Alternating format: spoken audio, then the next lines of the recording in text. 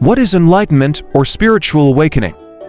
To keep this simple today, let's not get into the debate about the difference between enlightenment and spiritual awakening and consider them both as part of the same journey or path.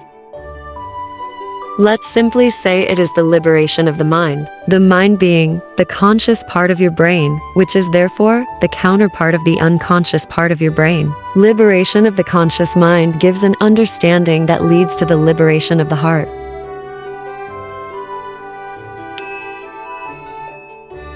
What are the abilities of an enlightened person? It is said of enlightened people that they can reach special abilities as a result of the connections they achieve to make with the higher realms. This connection is only possible from a space of perfect calmness of the mind and body, also known as the state of bliss or the opening of the third eye. In other words, they are in complete control of their mind. The mind makes a wonderful servant, but a terrible master. It's only fun for the mind to confuse you for as long as you let it do so. A very powerful truth is shared here, for those who can embody it. Awakening gives a person tremendous superpowers. First off, many people who speak of mind confuse it with thinking, which is a mere faculty of mind, not mind itself. Mind is where you are coming from, everything you have learned and registered since the beginning of this life. More precisely, the information you have remembered from after the age of 5. This will be influenced by your geographic, social, and cultural heritage, so this mind is conditioned in many different ways. Being conscious of the mind leads to being able to discipline the mind, which leads to disciplined thought and eventually freedom. In the awakened state, mind is cultivated to be able to lead reality. Unawakened people merely validate the reality that is happening to them, or lead it ineffectively. Leading reality with mind is where the external reality begins to reflect the mind in increasingly direct ways. This is how awakened people can become masters of manifestation. Our minds lead reality, so when we merely validate what is happening, we simply reinforce it. Therefore, if we think we are having a hard time, we will keep evoking that the situation continues to be hard. Mind and reality also work in absolute values, so if you don't want something, mind still produces that exact thing which you did not want. Most people can't conceive of leading reality, because they have so many wants and unfulfilled intentions that what they are experiencing as feedback doesn't seem to reflect what is happening in their mind, but it certainly is. Mixed and entangled with others' creations in a great symphony we call reality. If you want your reality to change, you have to lead it one step at a time, literally, right here, right now. Intend a step, and take a step, intend a breath, and breathe, and continue to do this until you slowly get used to leading with intention. Then grow your intention slowly. Leading reality with mind is not pulling reality and dragging it around as if it was yours to control. It is about becoming such a beautiful expression of mind that reality falls in love and wants to follow. It is only possible to apply when being in the present moment. Thinking is the product of our conditioned minds. It goes according to our individual set of beliefs. It is also important to recognize that thinking is not effective in leading reality, because thoughts are merely a mirror of already made constructions. They only reflect what we know as separate, so they are inefficient at affecting reality. They are good for mapping out a plan, but the map must be left behind to walk the terrain. So, how to control the mind to access your superpowers and manifestation ability?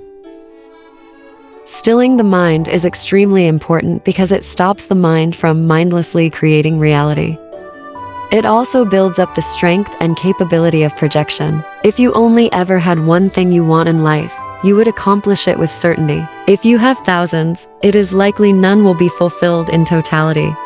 With a still mind, you will also give space to process through all the ideas that are backed up by a lifetime of mindless creation, backed up by sets of beliefs sometimes misleading.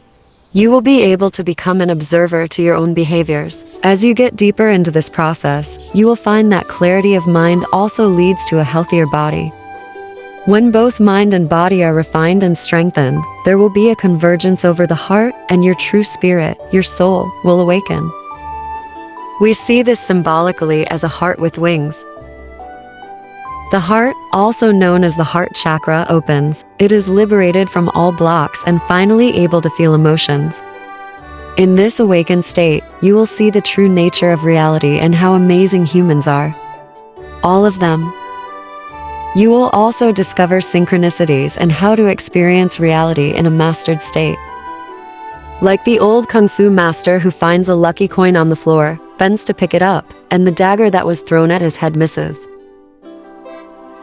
He sees a friend and waves and inadvertently blocks the punch of an attacker.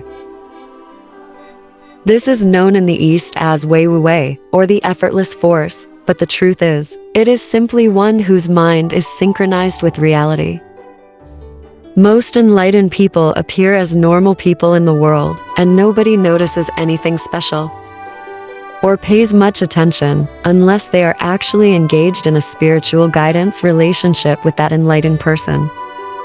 Some supernatural powers, known as siddhis, include mind reading, levitating, invisibility, getting out of the body, able to see auras, walking on water, clairvoyance, telepathy, astral projection, etc.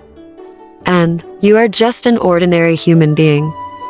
Spiritual persons can have some powers as a result of concentration of the mind and practice, but typically enlightened people have moved beyond all these childish things. They don't have a self to perform miracles, but miracles happen around them. While you may have a hard time believing your mind affects reality, consider that when you intend to take a step, your leg does move. The placebo effect is also a good example that shows that our beliefs can alter the normal biological process. We can all agree that the mind can affect reality. So, now the question is it a superpower or a natural power? Scientifically, the question then becomes, how much of it can we control? And what are the mechanisms by which we do it? Thinking about nothing? Is it? Studies on the brain's means of spatial perception has gathered evidence from numerous research projects that the parietal lobe forms part of a complex distributed system by which the brain actually constructs reality. Within our minds, we have the ability to change our perception of reality, as well as to gain a much deeper understanding of what underlies our thoughts and actions. The only thing we can be sure of is that it is time we take responsibility for what we create and learn how to create what we wish to experience. Please press the like button and subscribe to the Universal Love channel. It would be very much appreciated. Much love to you, and have a great journey.